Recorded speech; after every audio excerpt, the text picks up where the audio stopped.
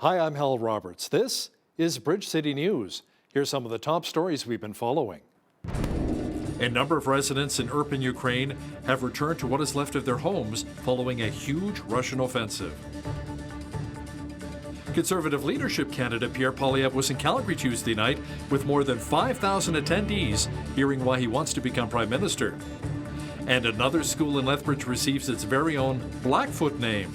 BCN's Micah Quinn has the details. Your nation, your province, your southern Alberta. From the heart of Lethbridge, it's Bridge City News with Hal Roberts. Thanks so much for joining us.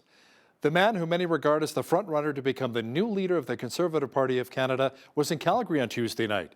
Pierre Poilievre, who was born in the Stampede City and who graduated from the University of Calgary, says it was good being back in his hometown. Poilievre also says liberty needs to be upheld in our country, and it's time for Canadians to regain their freedoms. It is constantly under threat. It needs to be renewed and upheld, never from above, but from below, a bottom-up effort by the democratic people to take back control of their country, to take back control of their lives, and to restore freedom. That's why we're here. But lately, people haven't felt so free in this country, have they?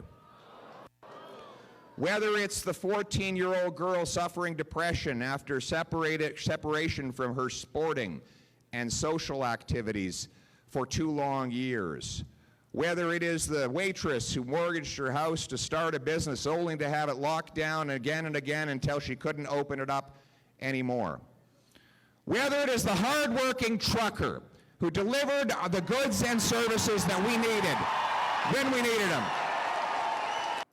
Now, when it comes to winning the leadership of the Conservative Party of Canada, the key will be winning over the hearts and minds of Western Canadians. That's according to our legislative reporter, Tyler Dawson. No matter what the path is to becoming Prime Minister, at least part of that road is through Alberta. You know, this is very much the Conservative heartland, and it's very important, I think, that leadership candidates spend time out here because, you know, almost every seat in the province goes to the federal Conservatives. Same with Saskatchewan. Poilievre, a very, very clear front runner, getting a huge support, substantial support all over the country and in Alberta in particular. And it's probably notable that, you know, what waves has Patrick Brown and Jean Charest made out here? Not very many, I think, is the answer to that. Speaking of party leadership, Tyler Dawson will also explain how the UCP's mail-in ballots will be advantageous for Alberta Premier Jason Kenney. He'll have details coming up in the second half of our program. Prime Minister Justin Trudeau was in Edmonton promoting the recently released Liberal NDP budget. The PM was questioned on why Afghan interpreters who made it to Canada fleeing the Taliban are not being given the same treatment as Ukrainians escaping the war with Russia.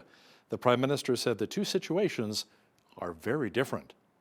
In Ukraine, they're fleeing a war where they are being welcomed by neighboring countries and facilitated in their travel and in supports.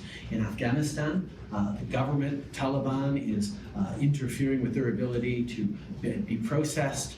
It is unsafe for Canadians to be there on the ground to process them, so we're having to work with third countries. It's a much more difficult and challenging process. But so saying, we've already welcomed close to 10,000 Afghan refugees. We have a responsibility to so many people who've contributed to Canada in really tangible, really direct ways, and that's why we're continuing to be incredibly ambitious, and we'll be welcoming well over 40,000 refugees from Afghanistan in the coming years. Federal Finance Minister Chrystia Freeland says $26.2 million of the recently tabled budget will go towards addressing the shortage of healthcare professionals in both rural and remote communities in Canada. Freeland says Ottawa will also forgive a host of medical student loans. And we need to make it easier for people, for new Canadians who've come to Canada with international credentials, to do the healthcare jobs they have already been trained to do. Our budget will help bring more healthcare workers to the communities that need them most. So I am so glad to be here to announce that the federal government will be increasing student loan forgiveness for nurses and doctors working in underserved or rural communities, up to $30,000 for nurses and up to $60,000 for doctors. Residents of Irpin, just outside of Kyiv, Ukraine, returned to their homes to salvage what they could following extensive shelling by the Russian military. Around 2,000 civilians have lost their lives since Russia invaded Ukraine back in February. We feel just empty because all of us, we have like a piece of heart here. It's our houses, so I felt terrible actually, especially when I saw from outside my apartment, my building. It's very hard to see. Our main problem now, it's Russians still in our country, so we have to win war and then we will decide. The houses, it's not really the most important thing in our life. Of course, we all feel pain and it's hard and it's terrible, but people are suffering, people are dying, and this is the main problem for now. U.S. President Joe Biden, for the first time, referred to Russia's invasion of Ukraine as a genocide. He said it first at an event in Iowa, then he repeated the term before boarding Air Force One upon his return to Washington. The evidence is mounting. It's different than it was last week. The more evidence is coming out of literally the horrible thing that the Russians have done in Ukraine. And we're going to only learn more and more about the devastation. And we'll let the lawyers decide internationally whether or not it qualifies. But it sure seems that way to me. Thank you. Alberta's Education Minister Adriana LaGrange offered an update Wednesday on our province's new K-6 curriculum and the 3 subjects that will be implemented this September. English language arts and literature, mathematics, and physical education and wellness. In March, we outlined a balanced and measured approach to kindergarten to grade 6 curriculum implementation based on the expert advice of the Curriculum Implementation Advisory Group.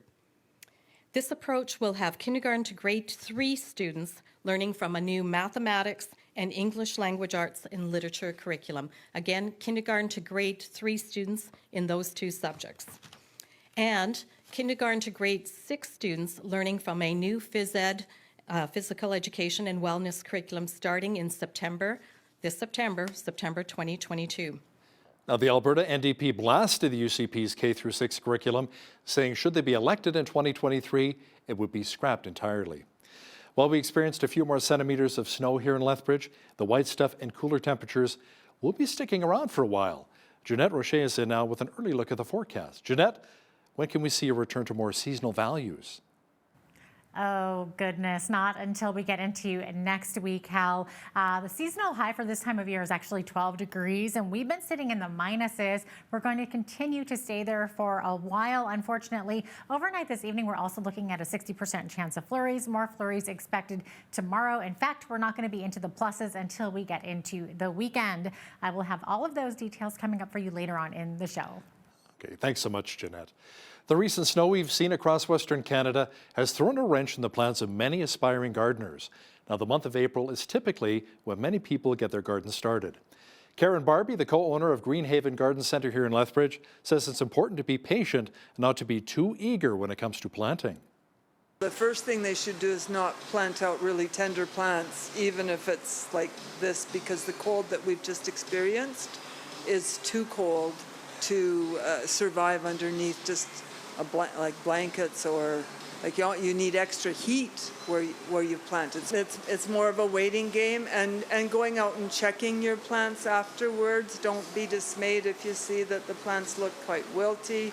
Sometimes even after a cold snap, they come back out of it. So it's Lethbridge, Southern Alberta has been through this kind of weather in many years. Barbie adds that certain plants should not be planted until after the May long weekend to avoid overnight freezing. St. Francis Junior High School received its very own Blackfoot name on Wednesday morning. Students and staff gathered to watch a very special naming ceremony. Video journalist Micah Quinn has the details on the new Blackfoot name for the school. Kainai Elder Tom Littlebear bestowed this Blackfoot name upon the St. Francis Junior High School. The name translated in English means sacred home. As St. Francis is the home for many students, both native and non-native, and I came to school here as a youngster in grade 8 and grade 9, and like I said, I'm very honored. I never expected to be sitting in front of all the students giving St. Francis its first and I hope it's only Blackfoot name.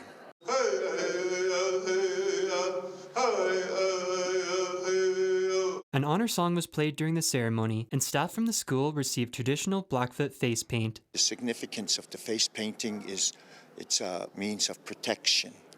You ask for prayers to be safe and no harm to be bestowed upon your family and to all the people that are sick in the hospitals. The principal for St. Francis Junior High School, Devin Dempsey, says receiving a Blackfoot name was a true honor for the school. But having the one that we were given is even more important. Like, we are a family here at St. Francis. This is home to 525 students who every single day come to us. We grow together, we learn together, we experience life together. And so for this to be their sacred home and named this sacred home is beyond words. The school will also be displaying signage of the new Blackfoot name. For Bridge City News, I'm Micah Quinn. Graduates at the University of Lethbridge will be able to once again walk the stage in June for spring convocation after the COVID-19 pandemic forced the last two ceremonies to run virtually. An official with the university says past graduates who couldn't attend in-person ceremonies because of COVID-19 will be invited to walk the stage this year. We're going to be welcoming back our 2020 and 2021 grads that wish to have that in-person experience as well, to walk the stage and have that experience. So we're super excited about it. The degree is really a culmination of time, and so many different people take a part in that experience for a student, including our faculty and staff, but also their families and their support systems. And so being able to bring them and celebrate with all of the people that played a part in them achieving their goals at the university is exciting. So wonderful for the students. By the way, the ceremonies will be taking place on June 1st through the 3rd. Well, it was the very first time for the college. An International Turban Day event took place on Wednesday. As part of the Sikh community, members wear a turban as it is mandatory part of their religion, and it's also a form of respect for the culture. Now, an official with the Sikh Society of Lethbridge explains how the day came to be. Post 2011, like 9/11 happened in 2001, and then the people with the turban, they were being targeted, as they were seen as other or different, and then they were being targeted. So just to raise the awareness about turban in general, but more so about the importance of turban in the Sikh's life, because we have to wear it every day. So this is not like a cap. This is just like that you can take off and take it. We have to actually wear it around like every morning. Singh adds other cultures, including Hindus, may also wear turbans. The Lethbridge International Air Show is making a comeback this year after the event was canceled for the last 3 years.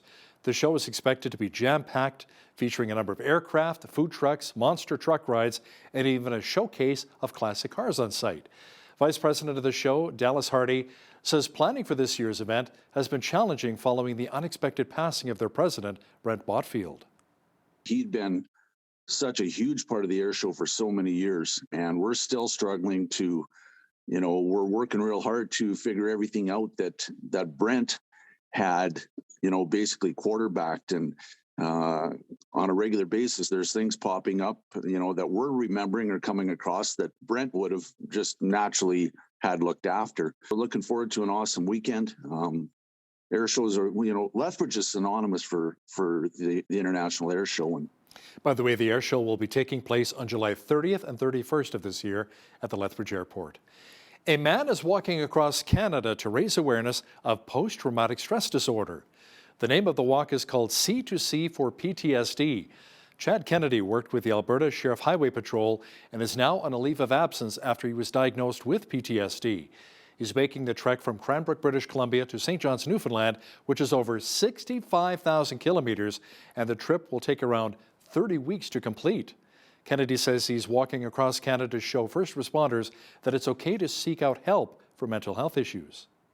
When you're going through this post-traumatic stress demon and living with it, you always feel, every day, you feel like you're alone. Ever since we stepped off in Cranbrook last week, right up to this point, the support of the communities we've passed through has been outstanding. They have embraced us. The support of our emergency services and the talks I've had with police members members of the fire departments, BC Ambulance, Alberta Health Services. Everything has been overwhelming, but in such a great way. Kennedy says he will be making a stop in Lethbridge on Good Friday at 8 a.m. sharp to meet with first responders to talk about his story. The Manitoba government's annual budget is proposing tax cuts and promising to help a healthcare system that was battered by COVID-19. I think what we want to do out there is make sure that we are making life more affordable for Manitobans, while at the same time ensuring that we're making those significant investments to get, to reduce and to tackle those backlogs when it comes to surgical and diagnostic procedures. We've heard loud and clear from Manitobans that they want that to be a priority, and that's why we've made this a priority in our budget. What I heard today was a commitment to Manitobans, to physicians, to our patients. And now we have to sort out and work collaboratively. Yeah, I think what Manitobans need is hope, right? And so I think, setting a date, a goal date in which the backlog would be addressed, I think that would be a very bold step by government. With expected economic growth and a rise in federal transfer payments, the province is forecasting a deficit of $548 million, which is down from $1.4 billion in the last fiscal year. Heavy snow moved into southern Manitoba early Wednesday morning, resulting in rapid snow accumulations. Forecasters are looking at a range of up to 40 centimeters of the white stuff for Winnipeg. Some parts of the province, however, could see up to 60 centimeters. Now, some Manitobans have been preparing for the storm over the last 2 days to ensure they're ready for whatever comes their way. We downloaded some Netflix movies onto our devices so that if and when the Wi-Fi and the electricity goes out, we can watch a movie. We have filled up big 5-gallon pails with water and placed them beside the toilet so we can still flush. We stopped at the store and got some milk and produce supplies, a 40-pound case of oranges because we go through a lot of citrus in our household. And then my husband has a whole setup for connecting his computer to the engine of his car so that he can continue to work on his computer. Just crack open the garage and run the car, and a few extension cords to keep his workflow going. Sounds like they're very well prepared. For the first time in 25 years, all Metro Winnipeg schools were forced closed due to the weather. Well, we saw a few centimeters of snow here in Lethbridge on Wednesday. The cooler temperatures and the blanket of white will be sticking around for a little while longer. Complete weather details are coming up.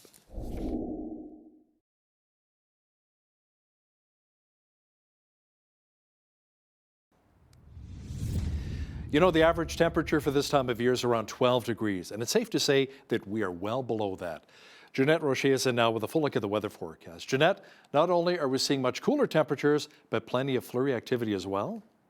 Yeah, so true, Hal. I think the ground here is going to be white for a little while longer because we are expecting another 60% chance of flurries this evening. Overnight low -11. That's really chilly for this time of year. Into Thursday, more snow expected. -4 the high. Looking at minuses for Good Friday as well, mainly cloudy skies. More snow expected on the weekend, but plus temperature. So that is kind of the good news there. 1 degree the high on Saturday. Looking at a high of 4 degrees on Easter Sunday, but more flurries expected. And then look at that variation in temperatures. We jump into Monday. We're climbing 10 degrees, 14 the high on Monday with sunny skies. And then Tuesday, another 14 degrees there. So I would expect the snow is not going to melt till probably around Monday or Tuesday. So the average high for this time of year, 12 degrees, average low -1. 23 was where we were at back in 1985, and in 1968, Lethbridge was sitting at -18, which was the chilliest on record for this day. 6:43 is when the sun rose this morning and sunset this evening, 8:20, giving us more than 13 and a half hours of daylight. So let's take a look at tomorrow's highs on the west coast. Victoria sitting at 9 degrees, partly cloudy skies, a little bit windy in the Wanda-Fuca Strait. 10 degrees the high in Vancouver, partly cloudy skies as well. -5 in both Edmonton and Calgary tomorrow. Both of those cities expecting 30% chance of flurries. So there you go. As we look to the rest of the prairies, we're also seeing snowy conditions in Saskatoon and Regina. Both of those cities looking at 2 to 4 centimeters of snow falling tomorrow, -4 the high in Saskatoon, -6 the high in Regina, -5 in Winnipeg. Winnipeg under a winter storm warning that has been issued. They're expecting 5 to 10 centimeters and blowing snow as well as they are bracing for that winter storm. Toronto, 13 degrees, expecting some rain tomorrow. Ottawa and Montreal both sitting at rainy conditions, expecting risk of thunderstorm tomorrow. 17 the high in Ottawa, 12 degrees tomorrow's high in Montreal. As we look to Atlantic Canada, rain expected in Fredericton, 13 the high there, 12 the high in Halifax. Looking at rainy conditions as well. Sunshine in Charlottetown tomorrow, 8 degrees the high and 6 in St. John's. Newfoundland could expect to feel a little bit chillier on the coast, around 2 degrees there with windy conditions. So there you have it. That is your forecast. The Bank of Canada raised its key interest rate by 0.5 percentage point and is warning that more rate hikes will be needed to deal with inflation. The increase to 1% from 0.5% was the largest jump since May of 2000. Bank of Canada Governor Tiff Macklem says inflation is too high and is expected to stay elevated for longer than the bank previously thought, due in part to Russia's invasion of Ukraine. The war has also introduced a major new source of uncertainty to the global outlook, and it is boosting already high inflation in many countries, including Canada. Macklem says Canadians should expect rates to continue to rise toward pre-pandemic levels of a range of 2 to 3%. Pilots at Southwest Airlines say fatigue from poor scheduling is a growing problem and is raising safety concerns. Leaders of the pilots union at the American carrier say problems began last summer as the company began ramping up for the recovery in air travel and have gotten worse since then. Union officials say the number of pilots asking to be relieved from a flight assignment because of fatigue has jumped 330% in March compared with the same month before the pandemic, and April is already worse. Now, here's a look at today's markets. The TSX was up 122 points on the day to finish at 21,838. The Dow was up 344 points to 34,564. The S&P 500 was up 49 points to 4446, and the Nasdaq was up 272 points on the day to 13,643. West Texas Intermediate Oil was up 368 on the day to 104.28 US per barrel. Natural gas was up 36 cents to 704 US. Gold was up 4 cents to 1977.85 US an ounce, and silver was up a cent to 25.74 US an ounce. Feed wheat is at $13.88 per bushel, barley's at $9.69, canola's at $25.93, and corn is at $11.86 per bushel. Live cattle were up 68 cents to 140.63. Feeder cattle were up 80 cents to 158.55, and lean hogs were up 28 cents to 99.90. The Canadian dollar was down slightly over the past 24 hours to 79.57 US.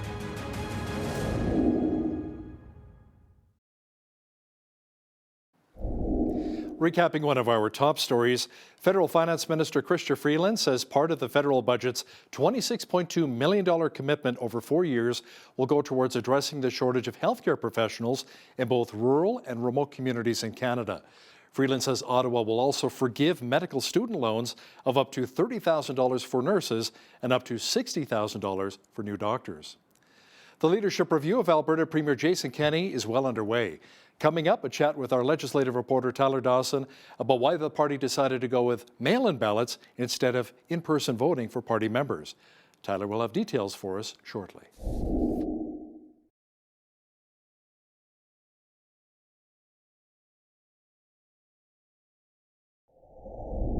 The question of Jason Kenney's leadership was supposed to be answered last weekend. It was not, since the party decided to go with mail-in ballots instead. To discuss this in more detail is our legislative reporter and the Alberta correspondent with the National Post, Tyler Dawson, joining us once again from Edmonton. Tyler, can you explain the advantage that Premier Kenney may have going with the mail-in ballots? Yeah, so basically the way it was supposed to work is you needed to buy a party membership and then you needed to register for this special general meeting that was supposed to be April 9th in Red Deer. It was going to be in-person voting. You went in, you got your pencil and your paper, you filled out your ballot, It was counted. We were going to know the results. There ended up being sort of too many registrants for the convention. You know, they had like 15,000 people, and they thought, well, you know what, we're not going to be able to do it in person. Of course, this is the party line. Critics, you know, have a different understanding of what happened. So what they did is they opened up the leadership review voting to the entire party membership list, which is like 55,000 people, not just 15,000 people. Ballots are now being mailed out to all of those members, and they will all have their say. So what critics say is that this benefits Jason Kenney because he's getting access to, you know, this legacy membership, the membership that has been around since the party's beginning, and not just the people who might have signed up with the explicit purpose of going to that special general meeting, which, as you can imagine, are probably largely people who are mad at Jason Kenney. So, you know, the critics of Jason Kenney say, look, you know, 15,000 people, we liked our chances then. But when you go to the whole party membership, you know, who maybe weren't upset enough to sign up for this special general meeting, all of a sudden that maybe looks like it's going to benefit Jason Kenney. Whether or not that is the case, whether or not that pans out, whether or not, you know, these people are going to get their ballots in the mail and return them in time, or return them in general, maybe they don't even care. You know, that's a bit of an open question. But given the drama, you know, I do think we're going to see significant response from the UCP membership. And we'll know, I think it's May 18th when all of that is supposed to be done, and then it'll be counted by an auditing firm and the results will be out. But by no means do I think, you know, things are just going to be quiet for the next few weeks. I think we're going to continue to hear quite a bit about this. You know, we've heard a lot about internal party drama over the last year or two, and I don't see that ending anytime soon. Now, Premier Kenney has been preaching a lot about unity. Like it says in the Bible, a kingdom divided against itself cannot stand. But will the United Conservatives be united enough to win a second term next year? Well, and that's sort of what Kenney said on Saturday, because he gave a speech to a sort of broadcast speech to the members who had signed up for the special general meeting. And there were actually people in person in Red Deer, which was a twist that I don't know if anyone really saw coming. And he said, look, you know, this party needs to be unified. Otherwise, it's going to be another Rachel Notley government. And so, you know, I've talked to a lot of Kenney critics who say, look, the party is unified. The issue, the unity issue, is Jason Kenney himself. And obviously, Jason Kenney doesn't, you know, quite see it in the same way. But, you know, I do think it's a bit of an open question whether or not the party survives this, or what kind of shape the party is going to be in after this. You know, there's a scenario you can imagine where Jason Kenney wins a majority of the vote, but not a huge majority. Let's say he comes in at 55% or 60% support his leadership. Is that enough to hold the party together? Is that enough for MLAs within his own caucus who have been unhappy with his handling of the pandemic and other things? Is that enough for them to stick around for another year? Or do they break away? Do they go join Todd Loewen? Do they go join Drew Barnes? What does Brian Jean do? You know, so unless Jason Kenney comes out with like a large majority support, say 75%, you know, I don't think those unity issues go away. I think he can say that the question's been put to the membership and it's been settled. He has majority support. But, you know, what is confidence of the party membership? I think that's very much an open question. We recently had Premier Kenney on Bridge City News, and I asked him specifically, with Brian Jean winning the by-election of Fort McMurray-Lac-La-Biche, how soon before Jean's punted out of caucus? And he really danced around the question quite a bit. Have you posed the same question to our Premier? I haven't, but it seems to be that if Brian Jean sort of behaves himself, he'll get to stay in caucus. And so that's a bit of an open question, whether or not he's going to sort of fall in line, or if he's going to continue to criticize the Premier. Because as we know, the Premier has ejected people from caucus previously for criticizing his leadership. Todd Loewen and Drew Barnes were both ejected for sort of casting doubt on the Premier's decision making. So yeah, it's going to be a very interesting question. And I think we've talked about before that there's a number of 3 or 4 people, once they are independents in the legislature, they become their own caucus, which entitles them to some more resources in terms of research funding and things like that. So at that point, they you know start making a little bit more trouble for the Premier. They just have a little more resources. And you know, as any politics watcher knows, Drew Barnes and Todd Loewen, just 2 men sitting as independents, are causing a whole heck of a lot of trouble for the Premier.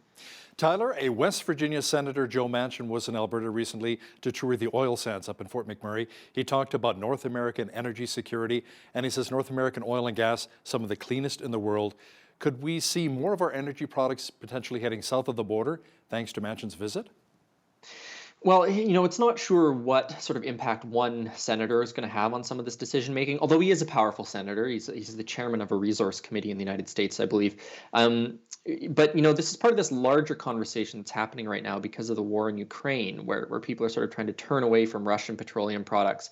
And there was obviously the controversy in the United States a couple weeks ago when the Biden administration was looking to Venezuela to sort of fill some of the import shortfall it might have. And of course, Jason Kenney's jumped on this and said, well, look, why doesn't this oil and gas come from Alberta?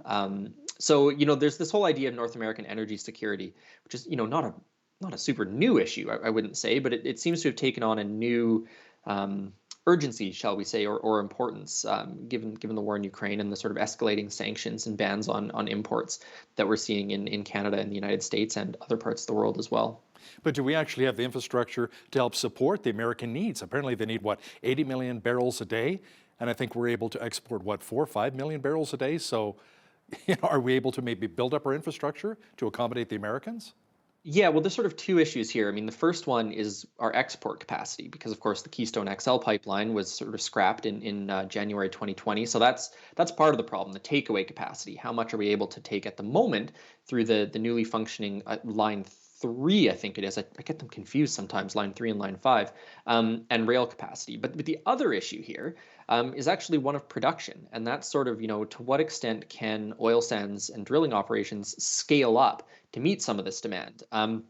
And the energy sector seems to sort of be saying that it's around 200,000 barrels per day that they can up production sort of over the course of the next year. It'll come online maybe in the fall kind of thing.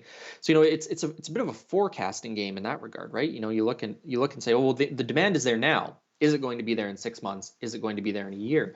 Which makes upping production maybe a safe bet, but in terms of new projects that might take years to come online, or a pipeline project that might take a couple years to come online, those become, I think, somewhat riskier economic gambles. So there's a whole pile of moving parts here that I think make the issue a little bit more complicated, perhaps, than politicians would maybe like. Now, Prime Minister Justin Trudeau was in Edmonton recently, and he was asked about the future of the Keystone XL pipeline, which essentially died when Joe Biden took office. Tyler, could it potentially be revived? It's a good question. Joe Manchin had mentioned it, saying that, there might not be a proponent for this project or someone to back it, but that he sort of feels that it's a necessary project. And the Prime Minister was asked about it and said, sort of discussions are ongoing. We're always talking to the U.S., but it's a decision, that sort of the ball's in their court. It really is up to the Biden administration if they're going to try and revive something like this. So, what does one take from that? That's not an unequivocal answer from the Prime Minister that he's bullishly pushing for Keystone XL. It is perhaps an acknowledgement that these discussions have happened. He took a lot of flack back in January 2020 for a perceived lackluster response to the scrapping of the pipeline. And so he's talking a little bit about it. But I don't really know what a person takes from that. So I wouldn't say, this means there's a good chance Keystone's coming back. I don't think that's true. But this project is perhaps not as dead in the water as some of the others that we've lost in recent years, Northern Gateway and Energy East. So I don't know what you take from that, but it does show, I think, how large this project still sort of looms in Alberta's memory, and also to some extent, I think, in the minds of some politicians in the United States. And it's worth mentioning, I think, that I believe Joe Manchin is a Democrat, not a Republican, which is, just another twist, I guess, on the saga. Now, with our Prime Minister in Edmonton recently, he also criticized Alberta with regards to our province's response to the opioid crisis. What issues did Trudeau have? He basically said that the government is not following the science, that the provincial government is not following the science. And the provincial government, the UCP, has been somewhat hostile to supervised consumption sites. The project in Lethbridge, for example, has been very controversial. There's been issues around the Sheldon Tumor Center in Calgary. And what they've done is that they've poured a lot of money into recovery-oriented opioid things, getting people into therapy and rehab and those sorts of things. And they've put up some roadblocks, let's say, that might be overstating it a bit, to accessing supervised consumption sites. For example, you need an ID and a health card now or you will. I'm not 100% sure if that's come into effect, but that's been really controversial, that if you're going to go use drugs, you'd need this documentation. That actually was fought through the courts, and the folks that went to court lost, and the government won that. But anyways, the prime minister is basically saying that they're not following the science by opting for this recovery-oriented approach instead of a harm reduction approach. And this was criticized quite strongly by a press secretary for Mike Ellis, the addictions minister, saying that Trudeau's comments were a joke and shameful, and pointing to the money the government's put into recovery. So you can see very different philosophical approaches to the issue there. But it's been a parallel crisis to the COVID-19 pandemic that has maybe got not as much attention as it deserves. The numbers came out not that long ago, and something like 1,700 Albertans died last year from drug overdoses, and about 1,600 of them, about 91%, were related to opioid poisoning. So, very, very much a live issue, and very different political approaches, shall we say, to tackling the crisis. Tyler, Conservative Party of Canada leadership candidate Pierre Poilievre is visiting Alberta right now to some very large and rambunctious crowds here. Now, more than 5,000 attended a recent rally at Spruce Meadows in Calgary. Many people may not realize this, but Poilievre is originally from Calgary. Yeah, so he's not just an Ottawa area MP. He's sort of jetting off to Alberta to try and win support. I've said a number of times over the years that no matter what the path is to becoming prime minister, at least part of that road is through Alberta. This is very much the Conservative heartland, and it's very important, I think, that leadership candidates spend time out here, because almost every seat in the province goes to the federal Conservatives. Same with Saskatchewan. You saw that with Aaron O'Toole. He launched his leadership campaign in Calgary and was in Leduc, I think, a day or two later to sort of boost his campaign. So very important, and Poilievre, a very, very clear front runner, getting huge support. Substantial support all over the country and in Alberta in particular.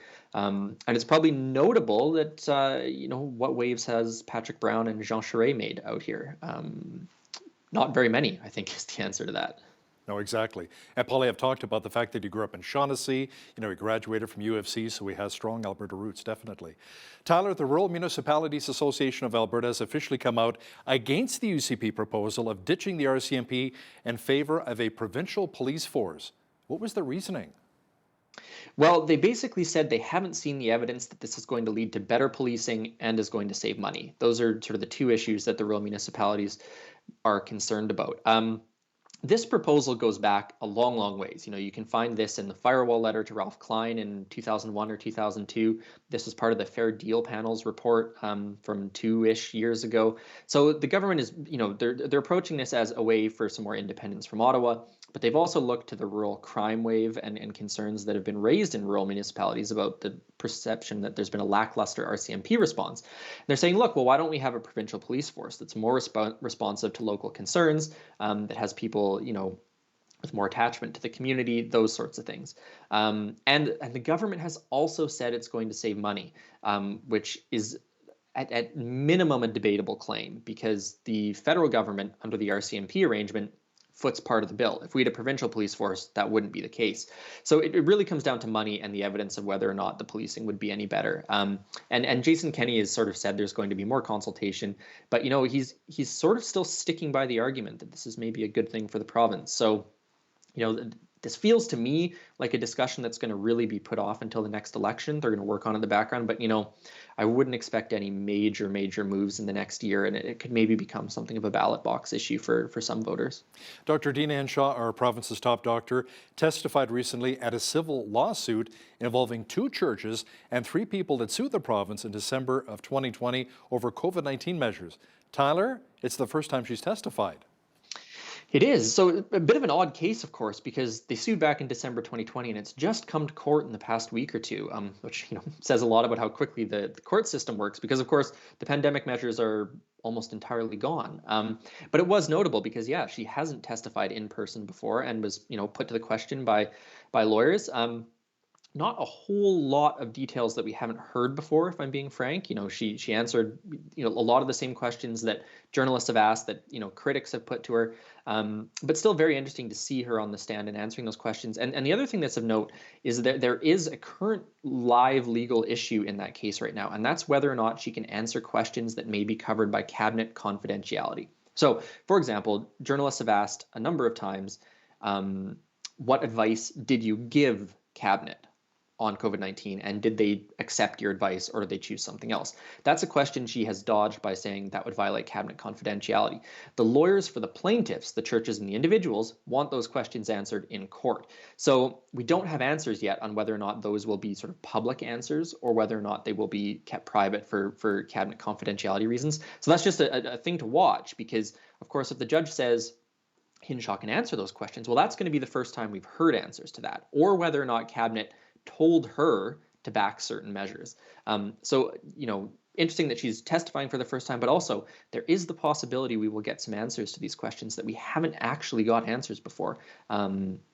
So remains to be seen what will be happening there, but very interesting to watch nonetheless. Now, Tyler, we only have about 30 seconds left here, but I wanted to ask you about this question specifically. Dr. Verna Yu, the president of AHS, was abruptly let go last week. The NDP claimed that she'd been fired, while others said she was pushed out over her objection of more privatization of services. What really happened? Well, we don't know. That's sort of the problem here. We don't know if it was over privatization. We don't know if, as some have implied, that it was resistance to the government's COVID-19 decisions. We do know that her contract was up in about a year, and the government's saying they just sort of started the process early. But one of those things where a little bit of transparency, I think, would maybe neuter some of the opposition's attacks and sort of explain to Albertans what the heck happened here.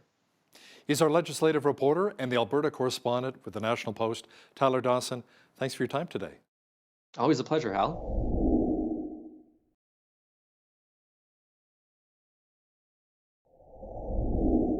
Most of us know someone who struggles with addiction, but it becomes even more heartbreaking when it's someone you know and love. You've tried everything, but it seems as though there's no hope. Today's guest has a lot of success helping those with addictions. Dr. Greg Jans, he's a psychologist, author and founder of The Center, a Place of Hope, and one of the top facilities for treatment of depression in the United States. One of his latest books is called When a Loved One is Addicted. Dr. Jans, welcome back to Bridge City News. Oh, good to be with you. It's a challenging but important topic. Especially during the pandemic right now, a lot of people are feeling depressed and anxious, and they're turning to various addictions to help them cope with it right now.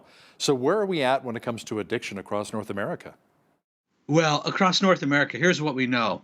There are three predominant issues going on. Very high anxiety, followed by depression, followed by addiction. Addiction rates are up in every category, whether it be digital addiction, whether it be alcohol. I mean, we're making record sales, which is a funny thing to say, with alcohol. So the level, and part of what happened during the pandemic is alcohol consumption, as you might have guessed, did go way up. We also know that cannabis use, we haven't mentioned food yet, food's in there as well, and the misuse of prescription drugs. So anything really related to addiction, the numbers are higher than really we've ever seen. Now, what are some of the traits or the telltale signs of addiction outside of the fact you don't have as much money in your bank account? Yeah, well, that will be one you'll notice, absolutely. The other is it's secrecy. I try to hide this. I try to keep it away from others. So anytime there's secrecy, there may be shame. I'm really embarrassed about this. And then we play the game with ourselves that says, you know what, it's really not hurting anybody. I can stop this at any time. And so we start to move into what we call denial in order to justify our behavior. Over time, here's what to look at. Over time, that addictive behavior, it's like a ticking time bomb. Something will break. Something will break down. Sometimes it's physically, sometimes it's in a relationship. But addiction will lead you down a road, ultimately, that's very self-destructive, a road you didn't want to go down. Do you think the reason why a lot of people struggle with addiction is because they simply want to escape from reality? Well, they want to, and that's a good way to put it, they want to mood elevate. I'm tired of this depression. I'm tired of this anxiety. I'm tired of what's going on in the world. I'm tired. And you get into that mode and you go, I just want to feel different. Okay, so what do I do to mood elevate? Well, I can binge eat. I can drink. I can do escapism behavior online. You name it, anything to temporarily cause me to feel differently. Now, you say that there are certain fears that seem to fuel addictive behavior. Can you flesh that out a little bit for us? Oh yeah, and, behind a lot of addiction, and by the way, it's so easy for any of us, and we should just say that anybody can slide into this. So if you've been living with a lot of anxiety, okay, let's look at the season we're in. Has there been some anxiety? Okay, we look at what's going on in the world today, and we go, there's some anxiety, there's some unknowns. So anytime that we have unknowns that are significant about our future, about what's happening in government, about what may be happening that feels totally out of our control, that will be a prompt, a fear that will cause us at some point, I need a new way of coping with this. Are there certain specific barriers that prevent those who are battling addiction from seeking help? Well, one barrier is going to be embarrassment. It's like, I should have this figured out. I should be able to quit. And so it's that embarrassment. The other is the whole area of getting help, mental health, and addiction. Sometimes, depending on where we live, it's looked at that, well, what is wrong with you? And so the judgment of a person who may be struggling could be another barrier. Another barrier is, I'm not hurting anybody else. This is just me, and you don't understand. I have to do this. And so the barrier could be that denial, which can be pretty strong. We had alcoholism in our family, and I had to go to Al-Anon meetings to learn how to cope, adjust, and be able to help this individual in our family who battled with alcoholism. And one thing I do remember from Al-Anon that really stood out for me, doctor, was when they said, you never tell a person battling alcoholism that you got a problem with drinking, because the walls, the barriers will go up. You ask the person, do you love me? Do you care about me? Of course I do. I have a problem. Can you help me with my problem? Yes, I want to help you. I have a problem with your drinking. So basically, it puts the onus on yourself so the walls don't go up for them. So how else can we really help people with their addictions, especially when it comes to alcoholism?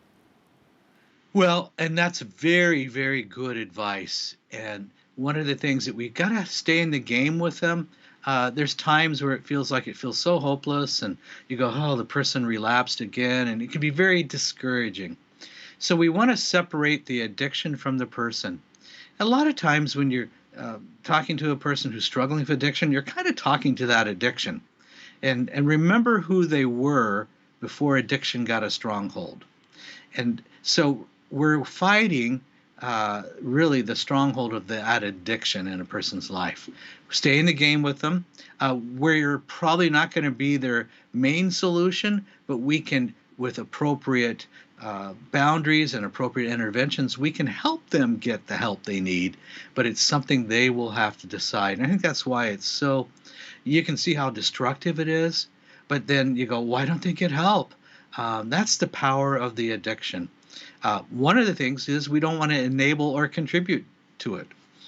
Recently, I had a mom who said, you know what, my son came by and I knew exactly what he was going to do, but I gave him $20 just hoping he'd buy food. But she knew. Okay, so there's a tough love that says, I cannot do things that are going to contribute to this addiction. You know what I've noticed as well, doctor, is that everybody has a different rock bottom level. Sometimes they have to hit rock bottom before they reach out for help. Let's talk a bit about that. A rock bottom means things got bad. But a rock bottom for one person is different than the other. Some people, and I've seen this, they may end up homeless. They may end up losing everything in the relationships that they once really cherished because of that addiction, the power of that addiction. We see that a lot with opiate, the pain pill medication, that addiction is so strong. We see it in those that are the fentanyl addiction.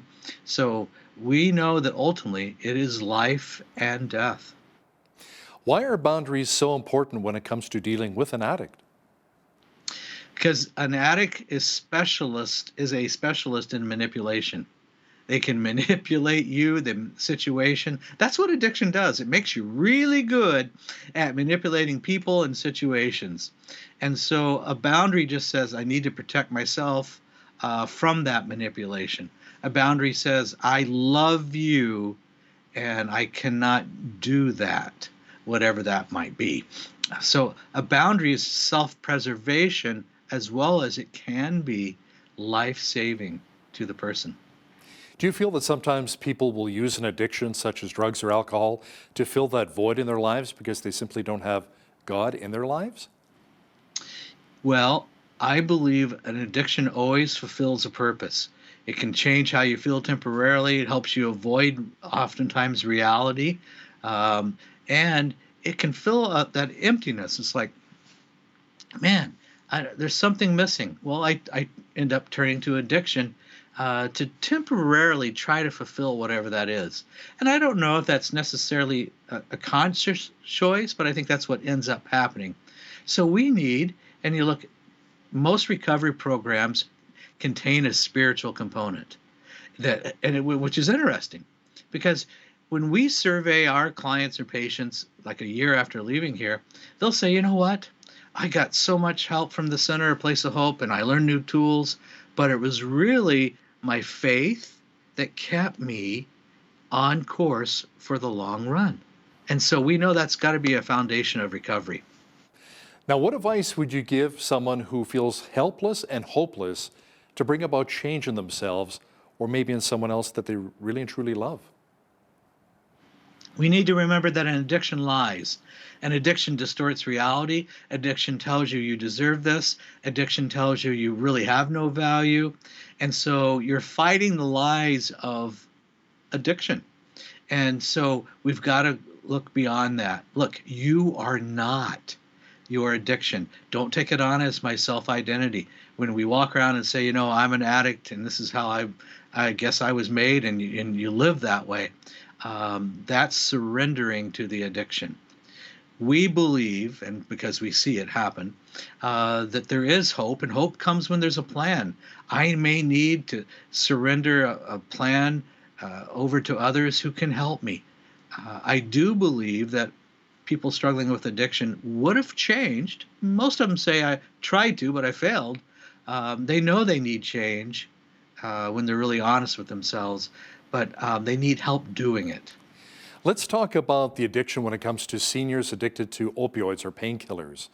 You know, we hear a lot of that. We see the statistics each and every year across North America. How should we best approach that? Because that's a serious issue as well. Oh, absolutely. So an opiate or pain medication is a very easy addiction to slide into. There's approximately every day, you know, these are rough estimates, but we know that there are over 100 deaths every day in North America due to an opiate overdose. We know that many times this started off very innocently. Person had surgery, person had pain, and they became very addicted very quickly. And so it's a slow but certain path to at times death and destruction. What happens in the brain that makes that craving so intense is what really needs to be understood. This is just not a person saying, I need another pill. The intensity of that drug craving it's difficult to describe, but it's very powerful. How should we maybe approach younger people as opposed to seniors when it comes to their addiction? What's the game plan there, especially if they're addicted to drugs or alcohol? Well, and maybe they're addicted to the digital world and social media, which we do see. I've seen people who have withdrawal symptoms when you take away anything with a screen in their life, and you will see 2 or 3 days later. I've seen sweats, I've seen irritability, I've seen all the symptoms of withdrawal, and heart rate goes up from a digital addiction. So I know it's real. Now, for our young folks, there's a lot of apathy right now, a lot of apathy about their future. The last couple of years, we had some of the highest academic failure than we've ever seen. And so kids generally, and I'm making a broad statement, are not doing well as it relates to both academics and in their social development. Kids need that with their social development. They need to go through those normal stages. What they've been through the last couple of years is not normal. So we've got to understand their needs. And we also know that addiction is starting at younger ages. Age 9 right now tends to be about the age that many kids are exposed to pornography on the internet. Well, that's alarming. And they begin a pattern at age 9 that can kind of take them down a path where they add more and more addiction as they go along. So this is very real for our kids. We need to understand that they're vulnerable to addiction. Do you think as well, because of the fact with the COVID-19 pandemic, many young people have been isolated away from their friends, away from school, that perhaps that fueled the digital addiction? Oh, absolutely. Yeah, we've seen situations where, kids were supposedly doing school virtually with a screen, but on their other device or their phone, they're playing online games with the kids in the class.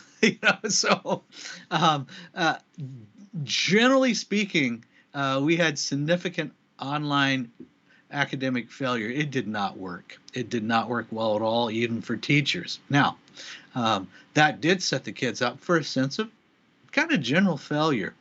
And we've got to understand that developmentally, depending on the age of the kid, they need to go through certain stages that is a part of socialization. And we know that masking the kids was not of help. I can tell you right now, for the younger kids, we're seeing where speech development occurs, we are seeing speech pathologists who are very busy because of delayed language development. Wow. Dr. Greg Jans is a psychologist and author of When a Loved One is Addicted, available at placeofhope.com. Dr. Jans, thanks so much for joining us today from Washington State. Oh, very good to be with you. On behalf of all of us here at Bridge City News, I'm Hal Roberts. God bless and thanks for watching.